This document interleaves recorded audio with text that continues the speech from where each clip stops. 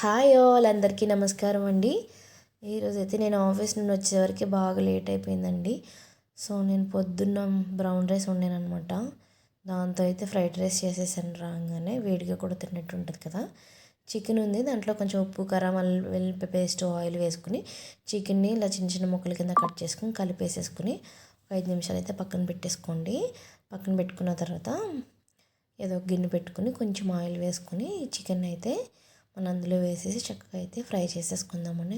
5 to 8 minutes అలా పడుతుంది అనమాట. ఇలా ఫ్రై అయిన తర్వాత వాటిని అయితే కొన్ని తీసి పక్కన పెట్టుకున్నాను నేను. అండ్ కొన్ని అయితే పక్కకు జరుపుకుని దాంట్లో ఒక ఎగ్ తీసుకొని చక్కగా బీట్ చేసేసుకొని ఇంక ఎక్స్ట్రా ఆయిల్ ఏం వేయకుండా అందులో ఉన్న కొంచెం ఆయిల్లోనే ఈ ఎగ్ మిక్సర్ వేసేసుకుని ఒకసారి అయితే ఇలా కలిపానండి. కలిపిన తర్వాత పచ్చిమిర్చి అలాగే కొన్ని ఉల్లిపాయ ముక్కలు కరివేపాకు కూడా ఈ స్టేజ్లో వేసేసుకుని చక్కగా మొత్తం అయితే కలిపేసుకోండి. ఇలా కింద నుంచి లేపితే చక్కగా మనకి లేస్తుంది అనమాట ఆమ్లెట్. దాన్ని మనకు కావాల్సిన సైజులో ముక్కలు చేసేసుకొని పొద్దున వండుకున్న బ్రౌన్ రైస్ అయితే వేసేసుకున్నానండి.